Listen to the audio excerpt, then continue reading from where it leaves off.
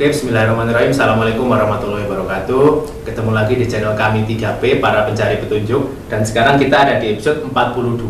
Dan judul yang akan kita bahas di episode 42 ini adalah Osiris, Uzair, si Tuhan Yahudi. Nah, ini jadi untuk teman-teman yang mau mempelajari sejarah lebih lanjut, bisa dicek di YouTube yang ada. Dan kita juga di sini pakai versi kita sendiri kalau ya, menambah informasi. Menambah informasi aja. Untuk masalah kebenarannya memang tidak ada yang tahu, namun tugas manusia kan memang mencari tahu. Iya, kita urunan memberi jalan. Ya, yang salah itu kalau kita sudah menentukan, oh ini benar, ini salah, lah itu sudah keliru, karena kebenaran hanya ada di Allah saja.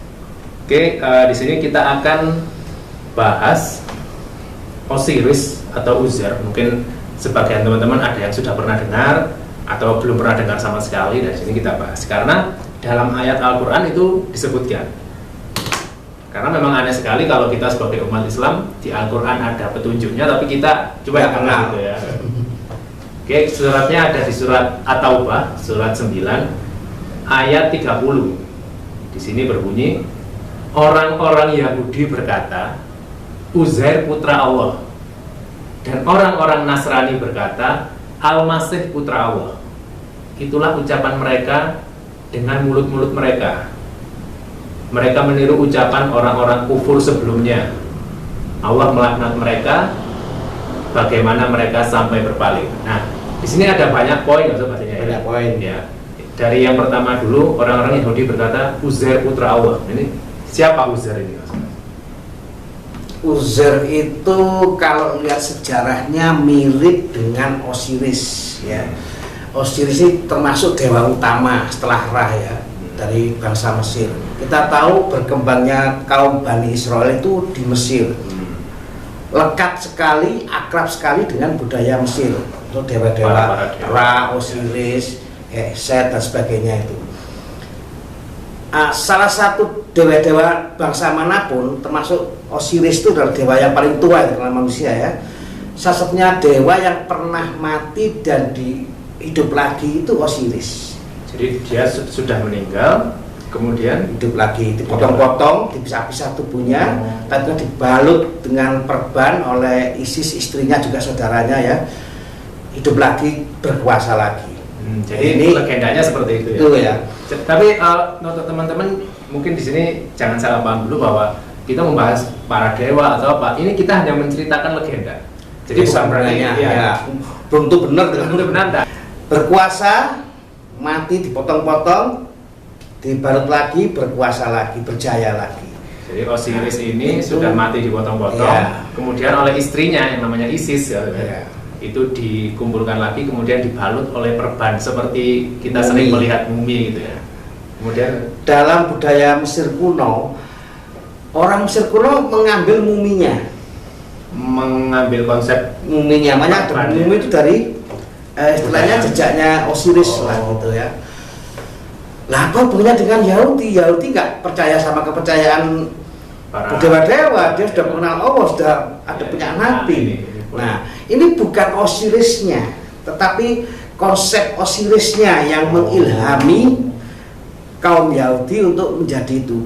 Dulu mereka besar di zaman kerajaan Sulaiman, lalu hancur, bangsa dipecah-pecah, dibuang hilang, lalu rasa frustasinya mengambil konsep Osiris untuk menghidupkan dirinya lagi. Jadi seperti pedomannya ya pedoman. Jadi pedomannya bukan sama Hasem atau Allah ya, bukan sama Tuhannya, tapi berpedoman sama Osiris. Makanya dikatakan Uzair putra. Putra. Dia menganggap dirinya putra Allah memang. Kalau dalam bahasa-bahasa Yahudi itu orang Bani Israel itu adalah putra Tuhan, makanya manggilnya Bapa ya. Beda dengan orang Islam, hamba Allah ya kita ya. Kalau orang Yahudi untuk dekat hubungannya menganggap putra. Ya, putra. Itu. Kemudian yang dimaksud Yahudi berkata Uzair putra Allah itu berarti dia memperlakukan dirinya seolah-olah dia itu putranya. Aku ini sama seperti Osiris, Uzair ya, Uzair. Bahwa aku ini putra Allah, putra Tuhan. Kalau untuk itu langsung turunan katanya dari Osiris itu jadi. Oh ya, kalau dalam bahasa ahli sejarah itu dia bukan Osiris ya, Osir atau User. Nah, bahasa Arab garis-koranya Uzair. Nah, karena dia masuk dalam kosakata Yunani, maka kalau tokoh laki belakangnya tambahin S. Osir is Osiris. Ya Osir atau Uzair atau User. Itulah kenapa kalau teman-teman sering lihat selalu legenda-legenda Mesir kuno itu nama laki-laki itu ada S-nya belakang. Ya. Memang itu sudah budaya dari sana. Bukan dari Yunani. Oh, itu dari kan Yunani. Masuk ke Yunani, budayanya ini terus diyunanikan. Ya kayak Barnabas jadi Barnabas, Yesua jadi Yesus. Karena dia tokoh laki. Tapi kalau Isis perempuan itu memang nggak ditambah S, itu nama asli Isis. Mungkin kalau masuk di mana di bahasa Yunani mungkin berarti Isis atau apa gitu, mungkin nggak kalau laki dia ya, tapi dia perempuan ya Isis saja. Di S-nya S asli bukan tambahan kalau Isis. Jadi untuk ini bisa saya tarik sedikit garis besarnya maksudnya. Legenda Osiris ini yaitu tadi dia para dewa yang akhirnya hidup kembali. Nah, akhirnya Yahudi memakai konsep itu maksudnya. Iya, dia kan ini ya inspirasi. Ya, terinspirasi itu. Nabi Sulaiman yang menjadi raja besar bagi kebanggaan orang Yahudi itu meninggal tahun segini ya, 10 abad sebelum Masehi lah katakan begitu. 2 abad kemudian kan terpisah 2 toh ya, setelah meninggalnya Sulaiman ada 2, Israel Utara ibu kota Samaria dan Yehuda ibu kota Yerusalem. Yang utara itu dipimpin oleh Yerobeam yang anti dengan ajaran Nabi Sulaiman, pembangkang lagi sama Nabi Sulaiman. 10 suku berikutnya Samaria, lalu 2 abad kemudian dihancurkan oleh Sargon II, Raja Asyur ya. Raja Asyur itu sangat sadis juga, dicerai-beraikan secara resmi sampai hari ini hilang 10 suku ini ya. Yang 2 suku Kerajaan Yehuda selatan ibu kota Yerusalem itu 2 abad ya, hampir 2 abad juga pada akhirnya juga dihancurkan oleh Nebukadnezar Babilonia. Jadi sudah saat ini sudah hilang kerajaan Israel, sudah hilang.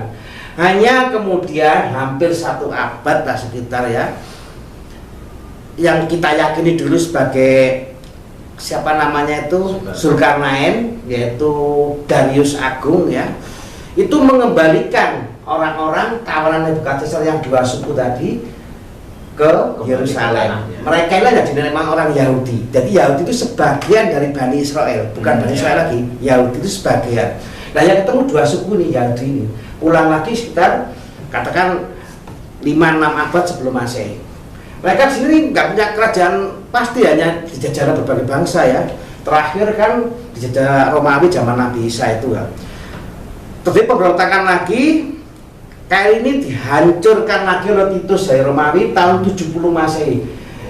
Sekitar 500 tahun sebelum kelahiran Nabi, Titus sudah menghancurkan, termasuk itu yang dihancurkan adalah tempat Maryam beribadah ya, segala macam dihancurkan rata, tinggal sisi tembok saja sebelah timur kalau salah itu yang jadi tembok ratapan sekali ya. Itu yang tersisa cuma itu aja dari seluruh peninggalan Sulaiman itu tersisa itu. Jadi sejarahnya nyambung sebegitu panjangnya. Jadi selama 500 tahun itu sebelum kelahiran Nabi, orang Yahudi ini yang menyesal, yang menangis, ya gimana ya, melihat posisinya porak-poranda. Saat itu juga nabi-nabi mereka konon di orang Yahudi satu sisi itu dikatakan, sudah kamu bangsa Bani Israel seluruhnya termasuk Yahudi, aku kutuk jangan lagi bikin negara. Terus jangan lagi sebut namaku. Makanya sekarang nyebutnya Hasem, kan nyebut Allah lagi orang Yahudi. Karena dilarang. Tapi sebagian Yahudi tadi nggak puas, dia merasa sebagai putra, sebagai anak manja, dia lalu menawar, memperbudak Allah lah. Ya, perbudak. Udah aku jayakan lagi. Nah, kan nabi-nabi sudah ngomong kamu nggak boleh, akan diberikan pada saudaramu suku bangsa Arab ya yang akhirnya melahirkan nabi itu. Bukan lagi kamu udah gak dipercaya lagi jadi umat pilihan dengan saudaramu. Rupanya agaknya dia nggak puas. Akhirnya dia mengambil sejarahnya Osiris. Nah, ya itu hubungannya di situ. Orang Yahudi sendiri mungkin nggak ya sampai zaman dulu kan nggak suka sama Osiris itu dewa apa itu. Cuma cerita dari Osiris inilah mengilhami inspirasi sebagian orang Yahudi, maka dia harus bangkit lagi menjadi bangsa kuat lagi. Itulah yang sekarang melahirkan negara Israel. Itu adalah upaya dari orang-orang Yahudi Kabbalah itu. Menyerang Yahudi Kabbalah itu akrab dengan budaya Mesir, ada piramid, ada mata satu, segala macam. Padahal mereka sendiri enggak kenal. Enggak. Mereka namaku, cuma inspirasinya diambil. Jadi nama Uzier sampai sekarang pun siapa menurunkan Uzier enggak, tapi nyatanya konsep kebangkitan Uzier jadi inspirasi sekarang Yahudi punya negara. Jadi kalau teman-teman bisa menyambungkan sejarah, akhirnya ketahuan gitu ya. Kenapa Israel sekarang selalu pakai simbol-simbol piramid? Padahal mereka tidak ada hubungannya, dan bahkan di Al-Quran sendiri, yang Al-Quran tidak mungkin salah, di Al-Quran dikatakan Yahudi itu bilang Uzier putra Allah, padahal kalau kita tanya orang Yahudi asli, mereka tidak tahu sama Uzier. Marah mungkin ya. Tadi kan dikatakan di ayat itu apa ya? Itulah ucapan dengan menurut mereka meniru ucapan orang-orang kufur sebelumnya. Nah, siapa kufur sebelumnya? Ya dewa-dewa ini. Memang dia nggak mengagungkan Uzier, Osirisnya atau Uziernya, tapi konsepnya diambil. Nah, jadi dia mengikuti ya. Kan dijelaskan jelas sama Quran itu. Jadi mereka mengambil konsepnya. Betapa luar biasanya Al-Quran. Luar biasa, satu ayat begitu. Ya, kalau kita mau menggali lebih dalam, kalau kita cuman lihat ibarat kulitnya saja, kita tidak akan ketemu maksudnya apa-apa. Karena Yahudi sendiri sampai sekarang nggak mengakui Uzier. Memang tanya kayak apa, nggak ngakui, nggak bakal ngaku itu. Ya, hubungannya sepanjang ini. Jadi memang sejarah dari dulu Yahudi itu selalu bangsa-bangsa yang dihancurkan, diperbudak, tapi akhirnya bangkit terus ya kan ya. Ini persamaannya ya, satu-satunya dewa lama dunia yang bisa hidup lagi itu Osiris.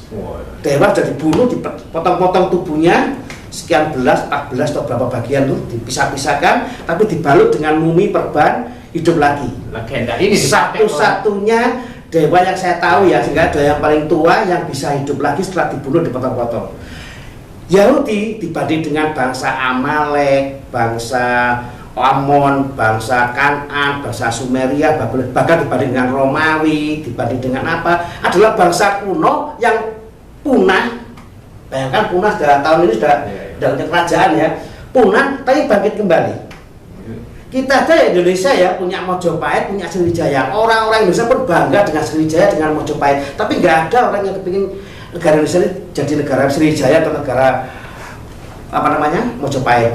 Artinya bangsa ini punah. Bangsa yang benar-benar sudah hancur bangkit lagi, sudah hancur bangkit. Baru Bani Israel melalui Yahudi sama juga dewa itu, dewa Osiris. Dan bayangkan kisah ini tuh nanti nyambung ke akhir zaman maksudnya. Iya. Dimana para Yahudi yang dulu dia memiliki gelar umat pilihan dan sekarang gelarnya sudah dicabut, dia meneruskan sesuatu yang sudah diputus itu ya sampai akhir zaman, sampai hari penghancuran nanti. Itu luar biasa sekali. Makanya orang Yahudi itu di asosiasikan dalam Quran itu orang yang nasionalis luar biasa, menginspirasi bangsa lain. Maka orang bangsa apapun kalau sudah sangat nasional sampai Calvinistis ya, berlebihan itu dianggap seperti Yahudi. Dulu kan nggak ada istilah nasionalis, Calvinistis ya. Dalam Quran sebutkan Yahudi, kadang Yahudi menyebut Yahudinya itu manusianya, kadang menyebut sifat Yahudinya yaitu orang yang membanggakan nasionalismenya. Betul. Ya, jadi kita harus pintar-pintar memilah itu ya. Kemudian untuk ini kalau untuk Al-Masih putra Allah itu kalau dari segi Nasraninya, Nasrani agak kurang, menurut saya ya, agak kurang cerdas kayak Yahudi. Yahudi kan ngambil konsep, lebih tinggi pemahamannya. Kalau Nasrani itu yang lihat mata. Oh, Isa putra Maryam ya sudah, itu Tuhan, selesai. Langsung sosoknya gitu. Kalau Yahudi konsepnya. Aku nggak tahu, saya mau Uzier kok, aku nggak kenal Osiris, aku bukan orang Mesir kuno kok. Tapi dia mengambil konsepnya. Semuanya kita sulit menerangkan. Ayat ini ya tentang Uzier ini sampai hari ini masih sulit orang Muslim menerjemahkan. Insya Allah sumbangan tes sedikit ini ya mungkin bisa menambah lagi.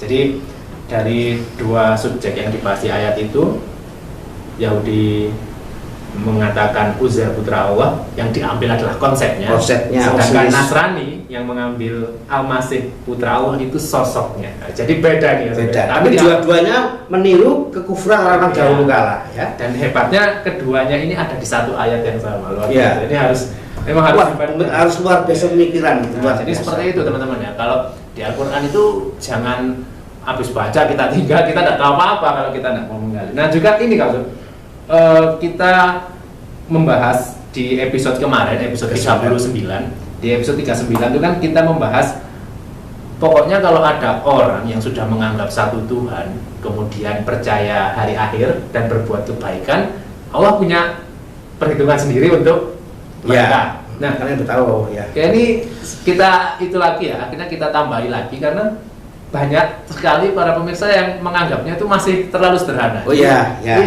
Jadi betul.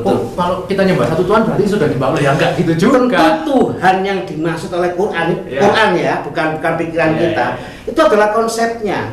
Jadi nggak peduli kau sebut apapun namanya, walaupun nggak kenal nama Allah. Tapi kalau dia percaya sebagaimana di alam roh dulu ya, semua orang itu di alam roh, manusia itu pasti dikasih, kamu harus mengenal Tuhanmu yang punya sifat menghidupkan, maha rahmat, segala maha itu, apapun namanya ya, itulah Tuhanmu. Nanti kamu akan dikembalikan ke akhirat, diadili sesuai dengan kehidupanmu. Itulah kepercayaan dia. Semua bangsa manusia apapun di alam arwah akan tanya gitu. Terus kamu nanti di dunia kamu punya tugas, masuk amal soleh, berbuat kebaikan terhadap segala makhluk. Situ kan kamu khalifah di muka bumi. Maka jangan pilih-pilih bangsaku, jadi, saudaraku, sesama manusia, tidak, semua alam. Kita menambahkan yang di episode 39 kemarin bahwa yang syaratnya harus Tuhan ya harus yang punya sifat-sifat Allah, yang maha melihat, yang maha mendengar, yang maha walaupun namanya bukan Allah ya, membalas perbuatan. Itu sekarang kalau cuma Tuhan ya saya nyembah botol ini bisa ini satu Tuhan, itu kan tidak sesederhana itu. Jadi makanya kita sebut Allah di situ kan. Nah iya, di ayat itu sebut Allah. Kenapa?